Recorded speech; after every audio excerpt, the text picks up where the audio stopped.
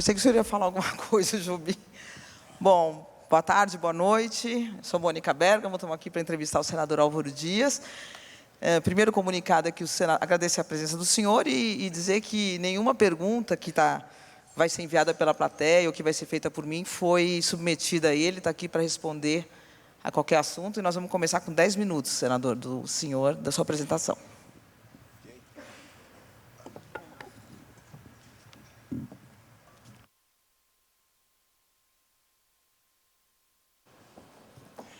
Boa noite a todos.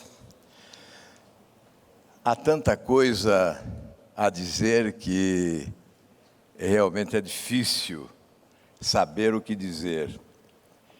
Mas certamente, mais importante do que aquilo que eu possa dizer, ou qualquer candidato possa dizer durante a campanha eleitoral, é aquilo que ele foi, que ele é, o que ele fez, como fez, o itinerário que percorreu, o passado que viveu, a experiência positiva ou negativa, se o passado é limpo, se é vida limpa. Eu creio que são as credenciais que se pode apresentar durante a campanha eleitoral para dar sustentação às propostas, porque certamente os brasileiros estão cansados de palavras soltas ao vento, de promessas descumpridas, de compromissos desonrados. O que eu entendo é que, neste momento, é preciso abrir o olho. Eu sou candidato na esperança de cumprir uma missão, de propor o rompimento com esse sistema corrupto, incompetente, que é fábrica de escândalos de corrupção, que é matriz dos governos incompetentes. Institucionalizado em Brasília, clonado e transplantado para estados e municípios, distribuindo corrupção e incompetência. Esse do balcão de negócios, do aparelhamento do Estado, do loteamento dos cargos públicos, da relação promíscua entre os poderes, do toma lá, dá cá. Alguns estão sendo presos. Ex-presidente, ex-governadores, políticos e grandes empresários. Mas se nós não substituirmos esse sistema, ele continuará produzindo novos barões da corrupção, novos ladrões da República. A substituição desse sistema é essencial para que se possa programar o nosso futuro. Eu não acredito na hipótese de desenvolvimento econômico compatível com as potencialidades econômicas deste país, se esse sistema perdurar.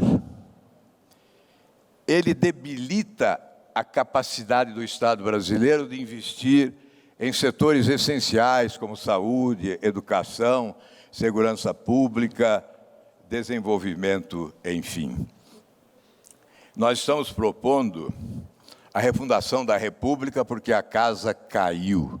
Literalmente, a casa caiu. Nós elaboramos leis supostamente na defesa do bem e na condenação do mal. No entanto, o que se vê é o desrespeito à lei, ou a interpretação de conformidade com circunstâncias e interesses localizados. Isso não é república. O que temos passa a sensação de ser império, já que fica a impressão que uma minoria assalta o poder, explora o esforço coletivo de trabalhadores, empresários, para preservar os seus privilégios. A refundação da República passará por uma reforma constitucional de grande importância. Nós não estamos advogando a instalação de uma nova constituinte, Nelson Jobim, porque o Brasil tem pressa, não pode esperar. Mas há necessidade de reformas constitucionais fundamentais para que possamos refundar a República com um conjunto de reformas que passarão pela política, pelo Estado, pela Previdência, pelo sistema tributário e pelo sistema federativo. Mas o que é essencial, nesse momento crucial para o futuro do país, é valorizar a limpeza que se faz. Por essa razão, já convidei publicamente o juiz Sérgio Moro, que deverá responder se eu assumir a presidência da República apenas para assumir o Ministério da Justiça.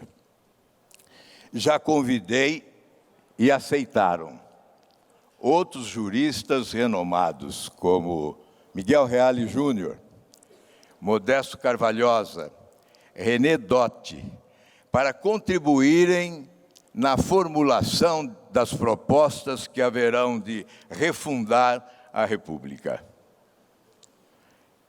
Nós vamos enfrentar grandes desafios: o desafio fiscal, o desafio dos investimentos, o desafio da produtividade.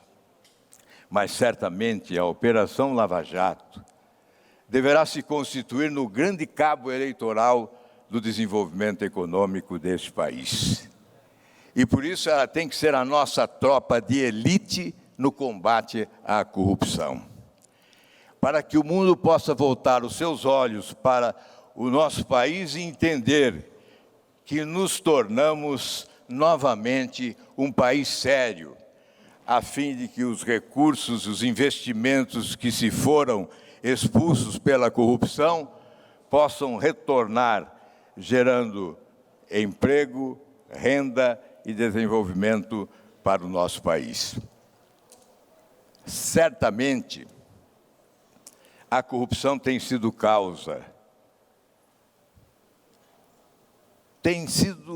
talvez a principal causa, mas ela é a consequência do sistema vigente, a principal causa do nosso subdesenvolvimento. Um país extraordinariamente rico, com potencialidades econômicas incríveis, estabelecendo um contraste gritante entre a pobreza, a miséria, o infortúnio e a riqueza de alguns poucos. Não há como admitir, num país rico como o nosso, 52 milhões de brasileiros abaixo da linha da pobreza. Como admitir 100 milhões de brasileiros sem saneamento básico, 35 milhões de brasileiros sem água tratada, 15 milhões de brasileiros vivendo com até R$ 136 por mês? Como é possível admitir a metade dos brasileiros vivendo com menos de um salário mínimo? Milhões de desempregados. Como é possível admitir que em 10 anos, de 2006 a 2016, foram sepultados no país 324 mil jovens de 14 a 25 anos assassinados? 7 vezes mais o número de soldados que morreram em combate durante 20 anos da guerra do Vietnã. E nós não estávamos em guerra. Nós não estamos em guerra. Mas devemos, sim, agora partir para a guerra. A guerra contra a corrupção, a guerra contra a incompetência, a guerra contra a violência, a guerra contra um sistema que, a perdurar, impedirá que esse país se desenvolva e se transforme na grande nação que todos nós merecemos. Há séculos, Tiradentes dizia: se todos nós quisermos poderemos transformar esse país numa grande nação. Nós estamos tão atrasados que hoje somos obrigados a repetir Tiradentes. Se todos nós quisermos, poderemos transformar esse país na grande nação que todos nós merecemos. Muito obrigado.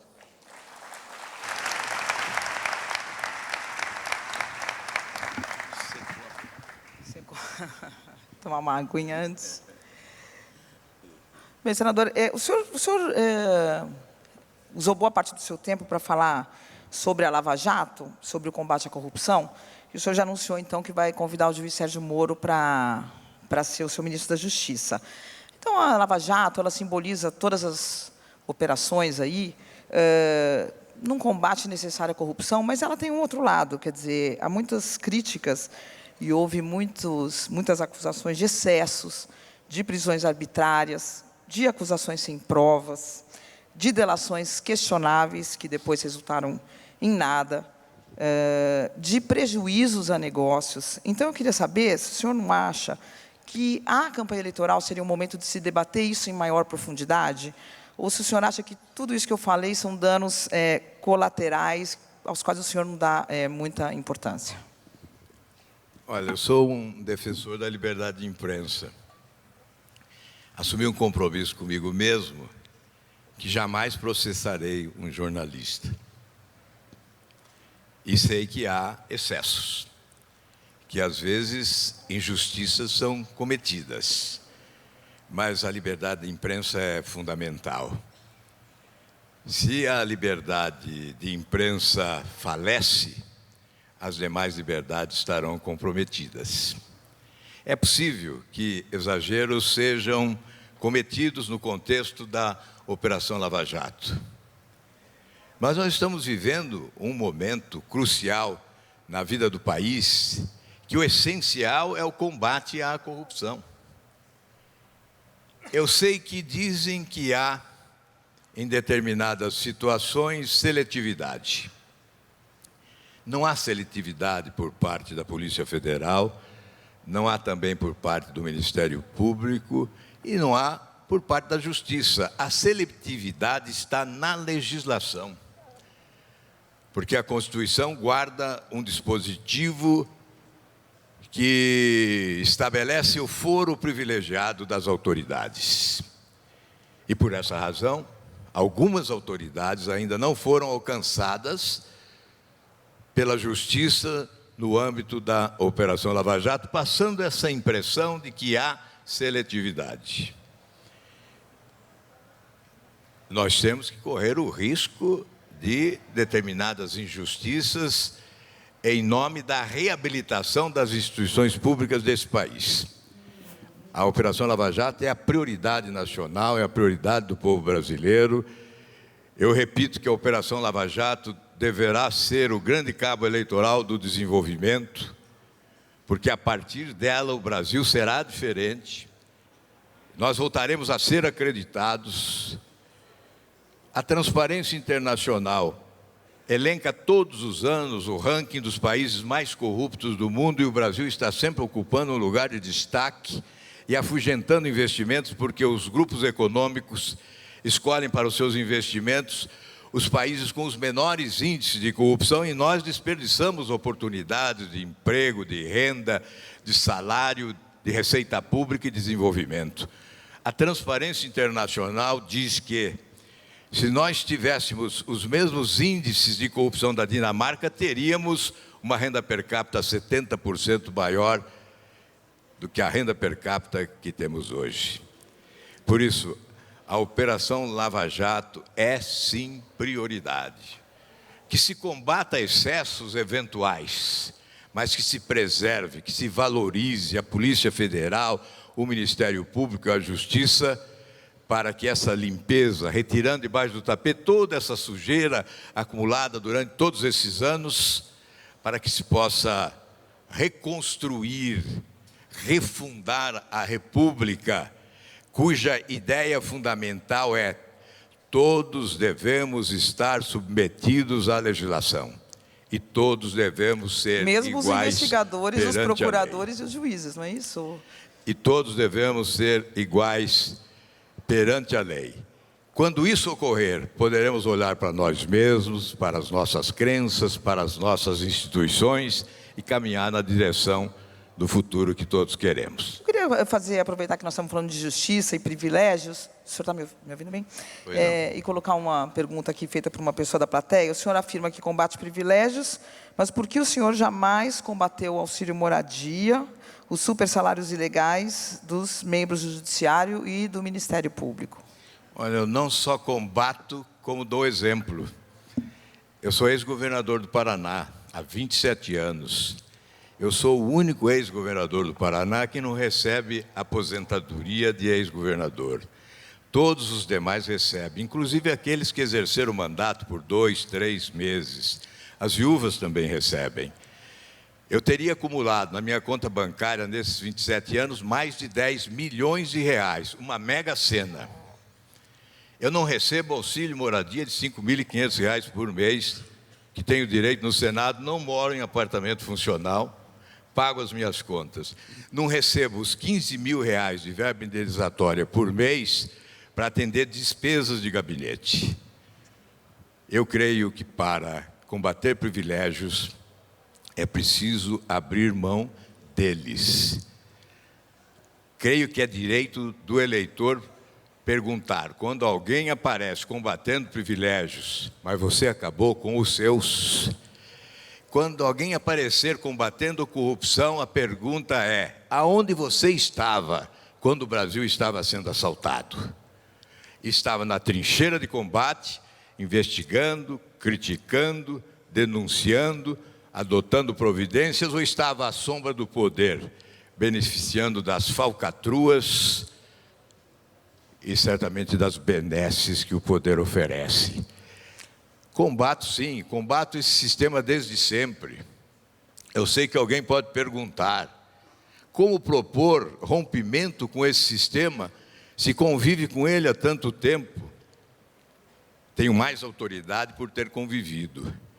Conheci esse monstro nas suas entranhas e sempre fui contestador.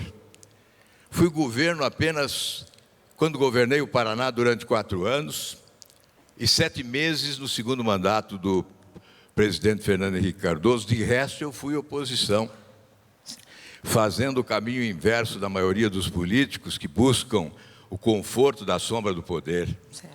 Sempre contestei, sempre combati, sempre fui inconformado, sempre fui inquieto, mudei de siglas várias vezes para não mudar de lado, para não negociar as minhas convicções, e hoje tenho o dever, pela experiência que adquiri, de propor o rompimento com esse sistema corrupto e incompetente que assola o Brasil há tanto tempo. Senador, o senhor está em campanha. O senhor tem hoje mais ou menos cerca de 3% dos votos. Antes de entrar aqui no palco, eu recebi algumas sugestões de pessoas que queriam dirigir essa pergunta que eu faço ao senhor. É o seguinte, o senhor tem cerca de 3%, o senhor tem aliança com poucos partidos, o senhor mesmo estava nos bastidores falando que sua campanha vai ser miserável, que está sem dinheiro. Isso tudo leva as pessoas a acreditarem, ou melhor, a não acreditarem na sua viabilidade eleitoral. E há um temor de um certo público que preferiria uma eleição resolvida entre candidatos de centro, que o senhor tire o oxigênio de alguns desses candidatos, por exemplo, Geraldo Alckmin, e possibilite que candidatos de áreas consideradas mais extremas caminhem para o segundo turno. Como é que o senhor vê essa colocação? O senhor não teme que isso aconteça? Olha, então eu vou dizer o seguinte, pesquisa, se acredita nas pesquisas, eu acredito também, mas ela tem que ser interpretadas, as pesquisas precisam ser interpretadas. Desses candidatos, dos principais candidatos, o único elegível sou eu. Os outros todos têm mais de 50% de rejeição. Ninguém com mais de 50% de rejeição se elege. A minha rejeição está lá embaixo. Eu nem sei quanto é hoje, porque geralmente não publicam a rejeição. Publicam a intenção de voto. Intenção muda de hoje para amanhã, para depois da manhã. Rejeição também, né, senador? Rejeição é algo pronto, é a obra feita. É muito difícil reduzir rejeição. É mais fácil aumentar a rejeição do que reduzir numa campanha eleitoral. Portanto, vamos interpretar as pesquisas, não vamos ser desonestos até na leitura de pesquisas. Desonestidade já há demais nesse país, já roubaram muito, assaltaram os cofres públicos. Uma organização criminosa assaltou esse país. Agora querem interpretar desonestamente as pesquisas e chegam a afirmar que o líder da organização criminosa, que está preso em Curitiba, deve sair da prisão para o Palácio do Planalto, alegando ser ele favorito. Que favoritismo é esse quando 54% desejam vê-lo preso? Nós precisamos interpretar e fazer a leitura correta das pesquisas de opinião pública. Em relação aos meus índices, a campanha não começou. Certo. As pessoas precisam saber que eu sou candidato e conhecer o meu passado e o meu presente, o que eu pretendo para o futuro, quais são os meus sonhos, as minhas esperanças, os meus projetos, para decidir se deve votar em mim. Aí você diz, fulano tem 30% dos votos. Não tem 30% dos votos. Tem 30 de 30, porque 70%, ou 60% ou 70% não decidiu o voto. Então, é um equívoco. A campanha está começando agora. Quer dizer que é eu que estou atrapalhando o centro? Não, eu não estou atrapalhando o centro. Eu quero atrapalhar a Arca de Noé. A Arca de Noé eu quero atrapalhar. Porque, na verdade, essa Arca de Noé tem um objetivo, a sustentação desse sistema que nós queremos substituir. Senador... Essa é a proposta do rompimento. Essa é a proposta do rompimento. Senador, mas está tudo muito visível. Quem quer a manutenção desse sistema vai para aquele lugar. Quem quer o rompimento com esse sistema e uma alternativa diferente para o país, sabe para onde ir. Portanto, essa conversinha, esse mimimi, que um atrapalha o outro, essa história do voto útil, não é para gente competente. Gente competente escolhe o melhor, não aquele que aparece na pesquisa em primeiro lugar, até porque muitos aparecem em primeiro lugar no início e terminam em último lugar ao final. O senhor... Nem sempre quem aparece à frente no começo chega à frente no final. O senhor falou de Arca de Noé, o senhor também fala que o Congresso é corrupto porque no governo, na presidência, tem um chefe de organização criminosa, no caso, o presidente Michel Temer. O senhor se referiu ao Lula preso e agora o senhor se refere, e mais outras vezes, o senhor se referiu ao Temer da mesma... Não sou eu que digo, não, é a Operação Lava Jato. Forma, mas do Temer Público. é o senhor, né? E o Ministério Público. E aí o senhor fala também de Arca de Noé, romper o sistema, mas o senhor buscou os partidos que apoiam esse governo, que deram sustentação ao governo, como, por exemplo, o DEM. O senhor foi buscar um amigo e integrante da equipe do presidente Michel Temer, Paulo Rabelo de Castro, para ser seu vice. Como é que a gente... Não eu, as pessoas podem confiar nesse seu discurso de romper com a Arca de Noé, de organização criminosa, se o senhor foi um pouco beber na mesma fonte aí de apoio político num determinado momento da pré-campanha? É simples explicar. É evidente que eu gostaria de ter o apoio de partidos que subscrevessem a minha proposta. Eles não vieram porque não subscrevem. Aliás, Mônica, fizeram uma pesquisa para identificar o candidato que tinha o maior potencial para que esse grupo de partidos do Centrão adotasse como seu candidato. E não foi o escolhido. O candidato que apareceu nessa pesquisa com maior potencial está aqui à sua frente, dialogando com você. No entanto, não foi escolhido porque disseram, é muito simpático a Operação Lava Jato. Com ele a gente ganha, mas não leva. Essas duas expressões fotografam a realidade. Eu não negocio na madrugada da política, eu não barganho. Eu jamais lotearia o governo para ter apoio. Não lotearia. Então, há essa diferença. aqueles que quisessem vir conosco viriam subscrevendo a nossa proposta da refundação da República, da substituição desse sistema. Eu sei que muitos não acreditam que isso seja possível. Eu acredito, eu tenho fé, eu sei que o povo brasileiro não aceita mais esse sistema, eu sei que o povo brasileiro não admite mais essa promiscuidade, essa rima de governabilidade com promiscuidade. Eu sei que é possível convocar o povo brasileiro para celebrarmos um pacto nacional de governabilidade, com um governo suprapartidário, que se constitua com qualificação técnica e aptidão para cargos executivos, que convoque as pessoas de bem da política e fora da política, a academia, as instituições, todas as crenças e religiosidades, as entidades, sindicatos, federações, associações, num grande mutirão da mudança, porque o Brasil mergulhou num oceano de dificuldades quase que intransponíveis, e se nós não celebrarmos esse pacto de governabilidade, nós não emergiremos para um processo de desenvolvimento que permita à população brasileira exercitar a cidadania na sua plenitude. Senador, algumas pessoas estão mandando perguntas aqui sobre programas de governo, propostas, políticas públicas. Eu queria começar por uma que, o senhor ganhando ou não, o senhor vai ter alguma influência sobre nessa discussão. O Podemos tem 17 parlamentares, tem 5 senadores. Se mantiver pelo menos essa bancada, vai participar aí com votos. Eu queria começar pelo teto de gastos. Muitos políticos, muitos candidatos, enfim, dizem que é impossível que o teto de gastos sobreviva politicamente, que o Brasil pode parar se, por exemplo, não excluir pelo menos os investimentos desses limites. O senhor, como um político experiente, o senhor acha que é razoável imaginar que esse teto de gastos vai sobreviver nos próximos 4 anos, no próximo governo e na próxima legislatura?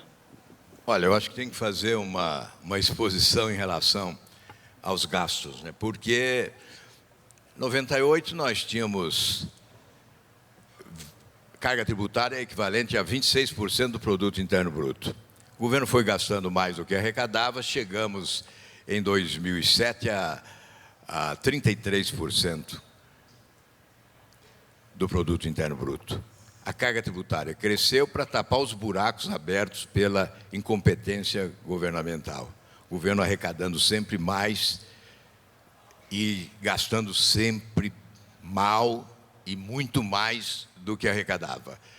Sempre foi obrigado a elevar os gastos. A partir daí, a carga tributária bateu no teto, o governo passou a endividar o país, a celebrar empréstimos, emissão de títulos para tapar os buracos abertos pela incompetência e pela corrupção. E a dívida pública cresceu de forma assustadora. Hoje, 5 trilhões, 136 bilhões de reais, quase 80% do produto interno bruto, era 56% do produto interno bruto há 10 anos. E agora o que fazer? Cortar despesas. Aliás, a Angela Merkel é que ensina. Ela disse: se aquela dona de casa da Suábia fosse ouvida, isso não teria acontecido. Isso em 2008, final de 2008. Essa crise não estaria ocorrendo, porque ela ensinaria que não se gasta além dos próprios recursos, sob pena de, a médio e longo prazo, viver uma tragédia. E ela adotou o limitador emergencial de despesas. Barack Obama seguiu seu exemplo e adotou o limitador emergencial de despesas. E nós pretendemos fazer o mesmo. Ao assumir o governo, adotar o limitador emergencial de despesas, instituindo um corte linear de 10%. Essa política do teto de gastos, ela esbarra na ausência de reformas estruturais que não foram realizadas. Por essa razão, há necessidade desse tratamento de choque, um corte linear emergencial de 10%. No segundo ano, um ajuste estrutural, com a verificação, a justificativa das despesas em todas as áreas, porque há um desperdício de mais de 10%, seguramente, em todas as áreas do governo. Com isso, nós estabeleceremos um corte também de 10% no segundo ano. Eliminaremos o déficit de 139 bilhões já no primeiro ano e no segundo ano já caminharemos para o superávit. Senador, já está terminando o nosso tempo. A última perguntinha, só porque depois o senhor vai ter a sua finalização.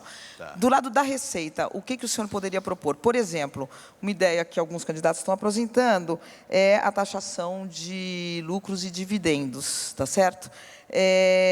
O senhor poderia adotar, ou, se não eleito, apoiar essa ideia no parlamento? Por exemplo, até mesmo o DEM, Rodrigo Maia, outro dia, disse que é uma ideia que não pode ter tabu, que poderia ser uma ideia a ser estudada, desde que se diminuísse a taxação das empresas. Como é que o senhor vê, por exemplo, essa ideia, ou se o senhor tem alguma outra na área da Receita? Olha, eu acho que vem na contramão do propósito de simplificar o modelo tributário.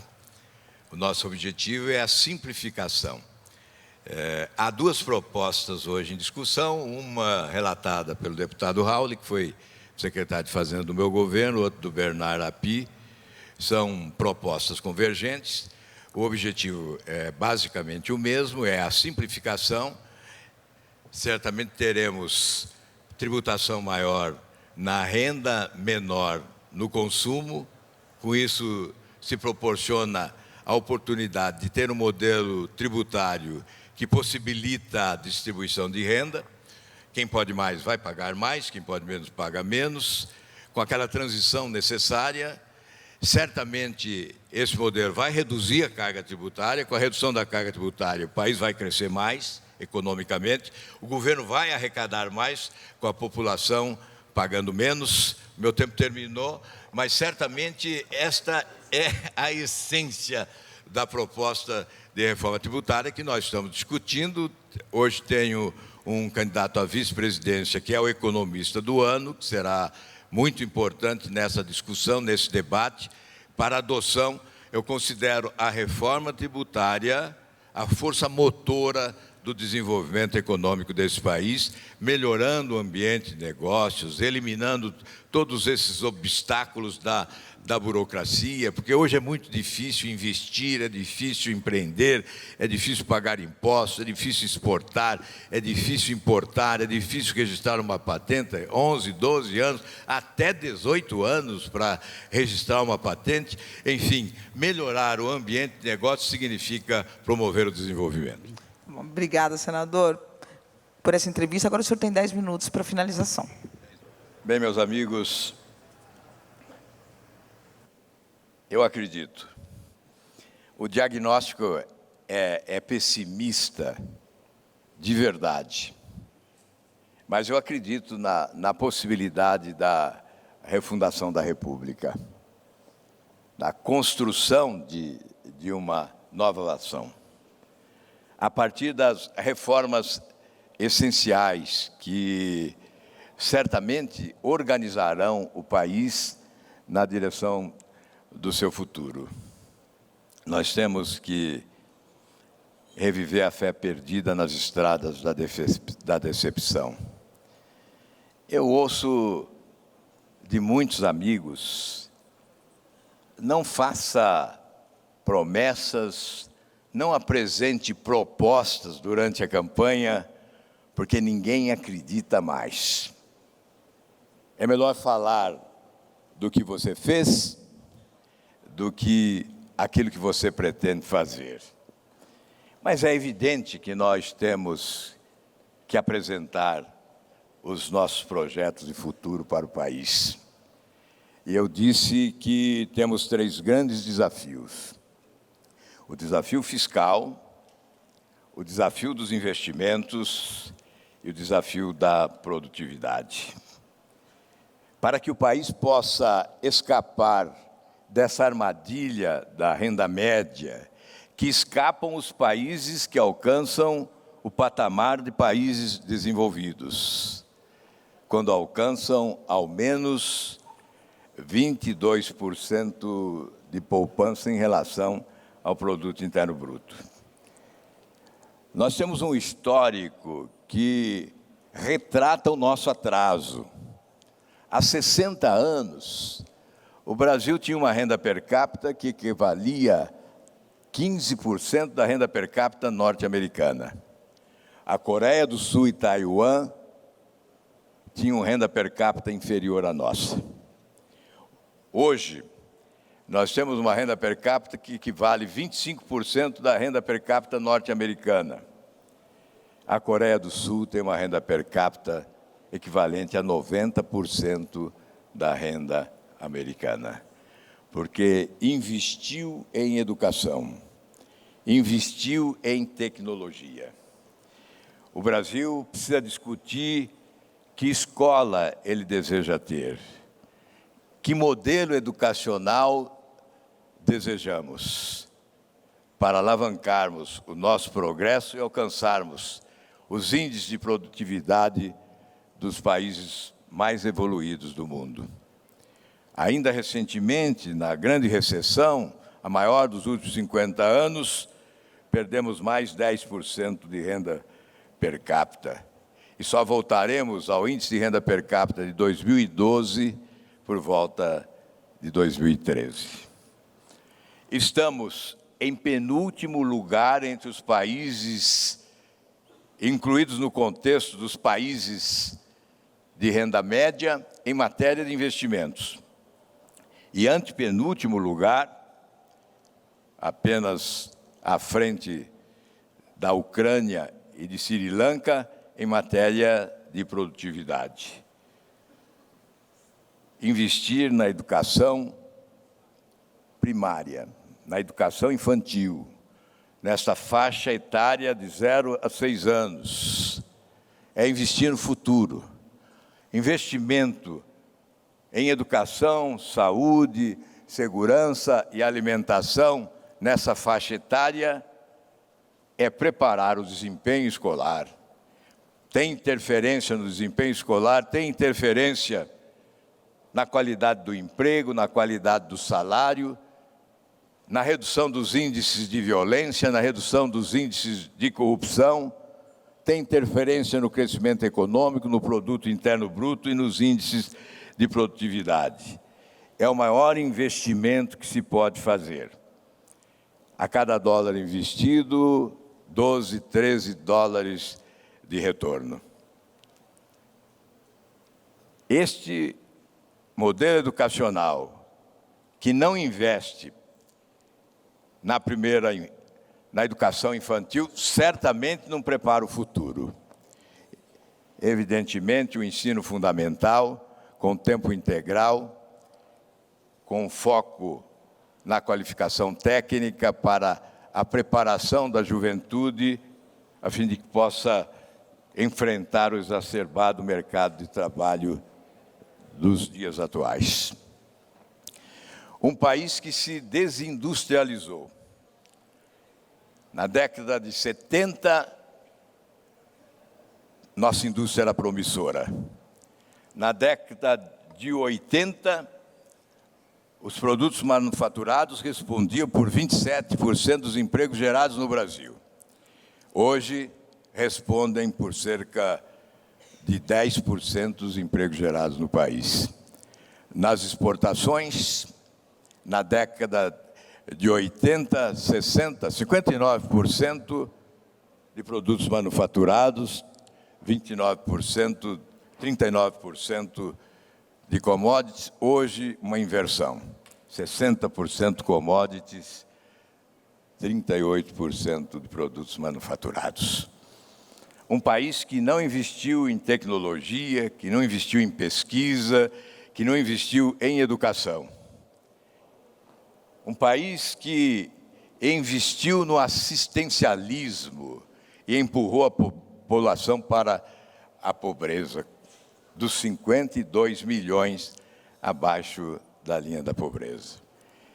Essa reversão de expectativa é que se espera de um novo governo capaz de enfrentar esses desafios.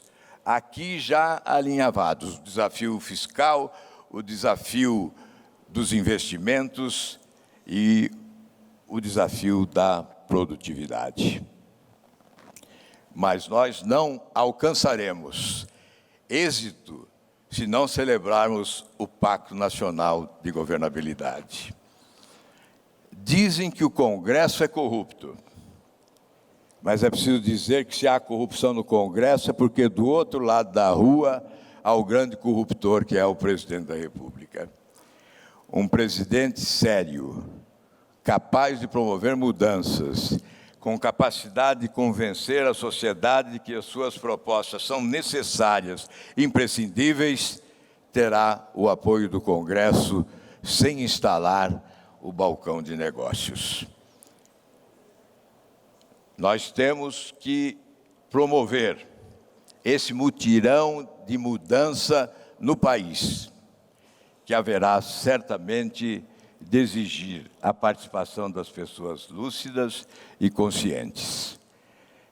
Nesta hora de decisão em que o país deve se reencontrar com a verdade, há de se exercitar o protagonismo. Pessoas lúcidas e conscientes, formadoras de opinião, não podem se omitir. E vejo com muita clareza o que é preciso fazer. Aqueles que desejam a sustentação desse sistema, porque se encontram satisfeitos com ele, sabem para onde se dirigir. E aqueles que desejam um rompimento com esse sistema também devem encontrar a alternativa. A nossa proposta é de rompimento, é de refundação da República, para que todos nós possamos repetir o que disse o Papa Francisco no Rio de Janeiro à juventude: já roubaram demais.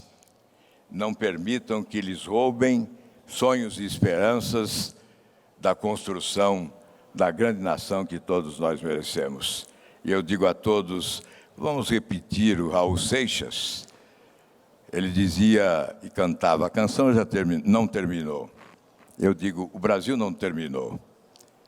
O Brasil não terminou. Tenha fé em Deus, tenha fé na vida e tente outra vez. Vamos tentar outra vez e vamos construir a grande nação que todos nós merecemos. Muito obrigado.